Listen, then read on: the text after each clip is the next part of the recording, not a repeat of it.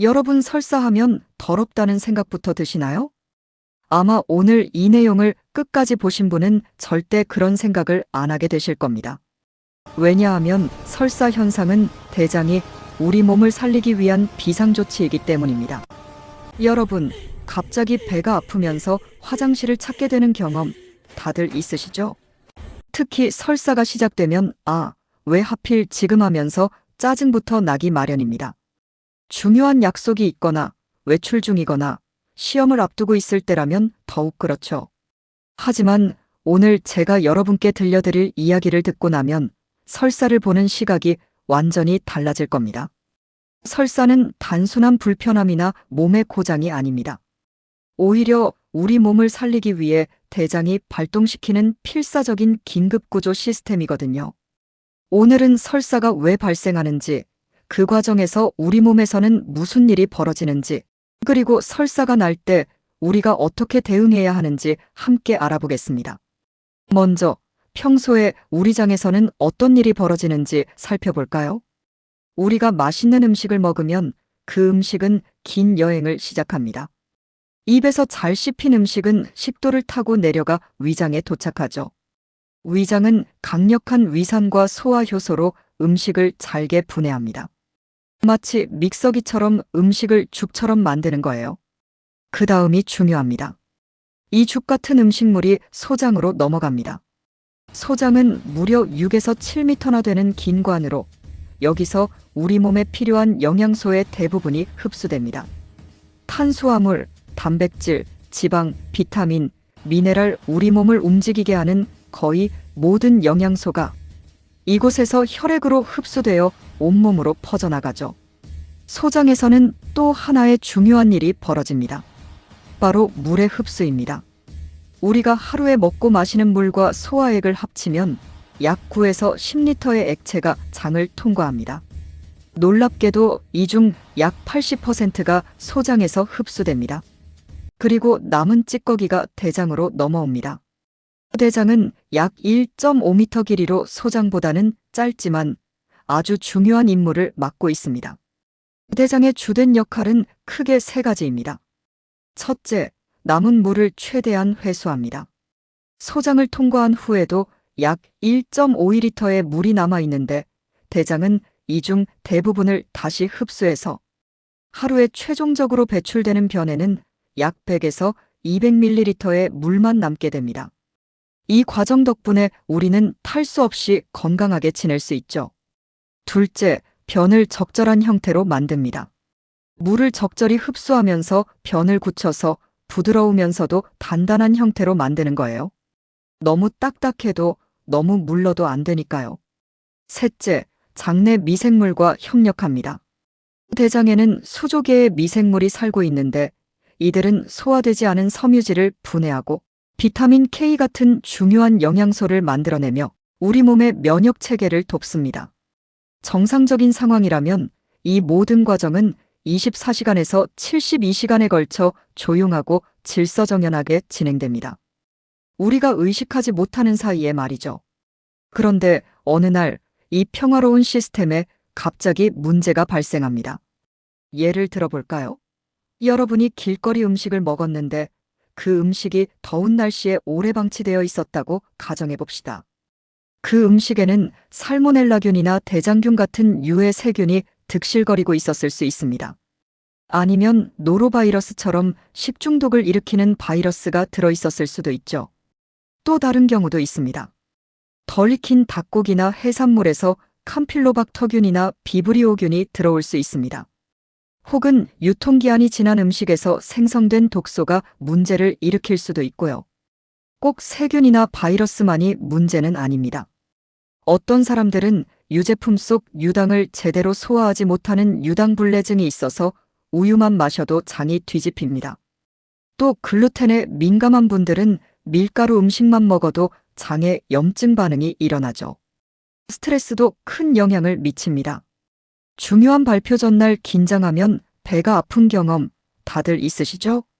우리 뇌와 장은 미주신경이라는 고속도로로 연결되어 있어서 심리적 스트레스가 바로 장의 움직임에 영향을 줍니다.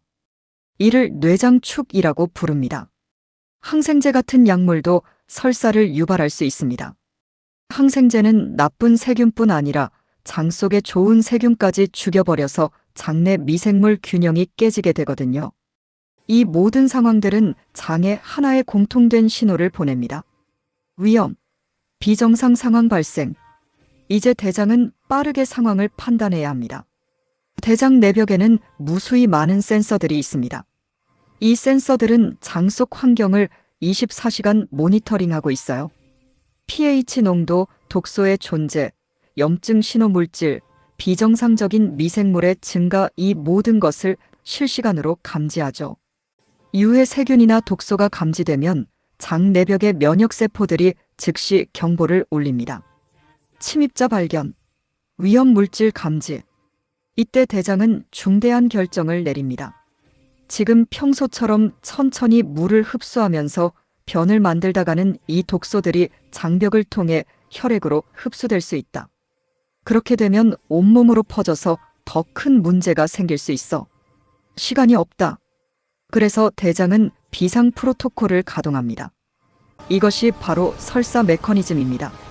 1단계, 흡수 중지.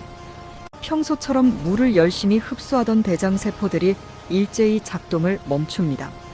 더 이상 물을 회수하지 않습니다. 2단계, 역류 작동. 놀랍게도 대장은 물을 흡수하는 것을 멈추는 것을 넘어서 반대로 혈액에서 장 안쪽으로 물과 전해질을 적극적으로 분비하기 시작합니다. 이것은 클로라이드 이온과 물을 장 내강으로 퍼붓는 방식으로 이루어집니다. 독소를 희석시키기 위해서입니다. 3단계, 연동운동 가속화.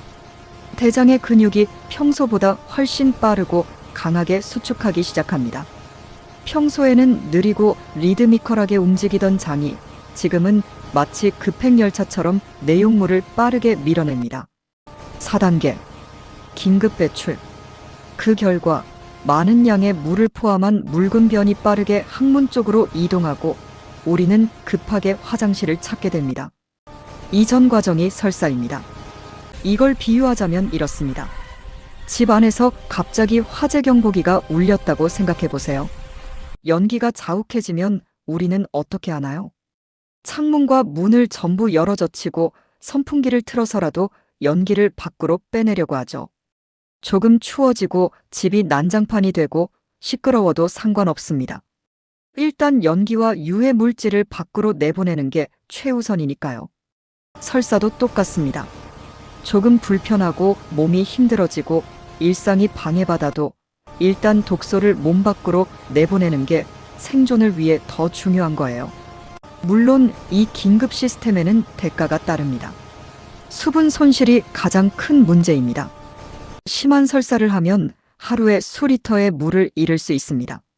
성인의 경우 체중의 10% 이상 수분을 잃으면 위험한 탈수 상태에 빠지게 됩니다. 아이들이나 노인은 더 취약해서 5%만 잃어도 심각한 상태가 될 수 있죠. 전해질 불균형도 심각합니다.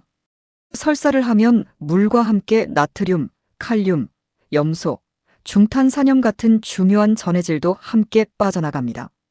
이 전해질들은 신경신호 전달, 근육 수축, 심장 박동 조절에 필수적입니다.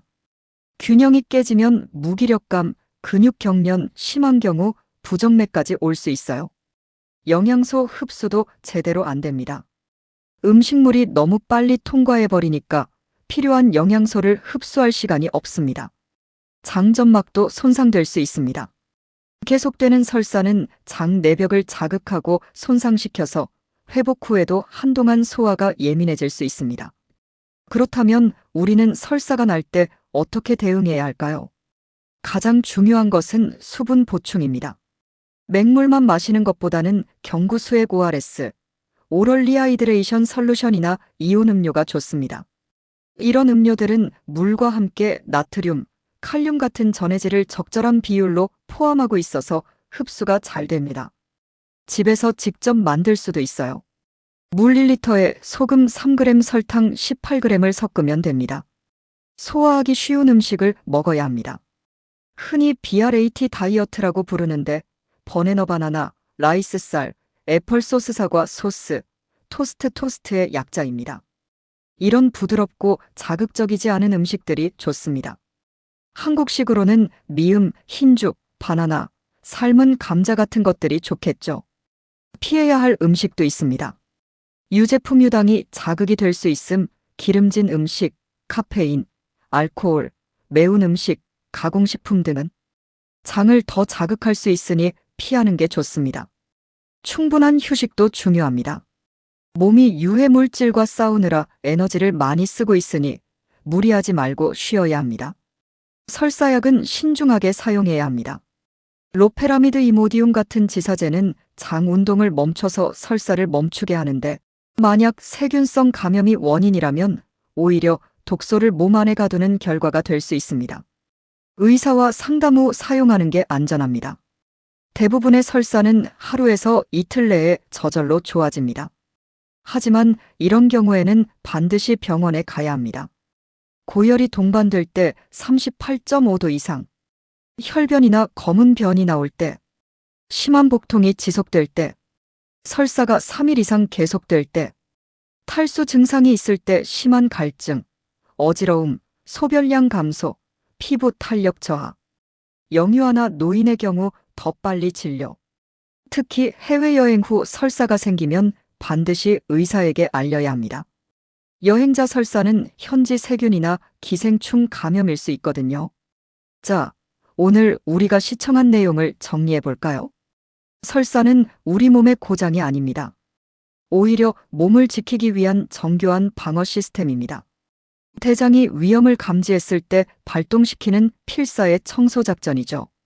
평소라면 대장은 물을 꼼꼼히 흡수하면서 천천히 질서 있게 변을 만들어냅니다. 하지만 독소나 유해 세균이 침입하면 대장은 즉각 판단합니다. 지금은 평화시가 아니다. 전시 체제로 전환한다. 그리고 물 흡수를 중단하고 오히려 물을 장 안으로 쏟아부으면서 장 운동을 가속화해서 위험 물질을 최대한 빨리 몸 밖으로 밀어냅니다.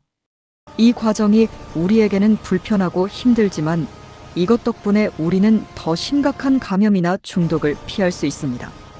물론 이 과정에서 수분과 전해질이 손실되니 우리는 적극적으로 수분을 보충하고 소화하기 쉬운 음식을 먹고 충분히 쉬어야 합니다.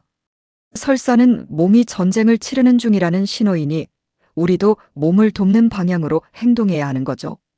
다음번에 설사가 나올 때 짜증만 내지 마시고 이렇게 생각해 보세요. 아, 지금 내 대장이 나를 살리기 위해 전력을 다해 싸우고 있구나. 고맙다, 내 몸아. 내가 물 좀 더 마시고 쉬면서 널 도와줄게. 우리 몸은 생각보다 훨씬 더 현명하고 우리를 위해 쉼없이 일하고 있습니다. 설사는 그것을 보여주는 놀라운 예시입니다. 오늘 이야기가 도움이 되셨기를 바랍니다. 건강하세요.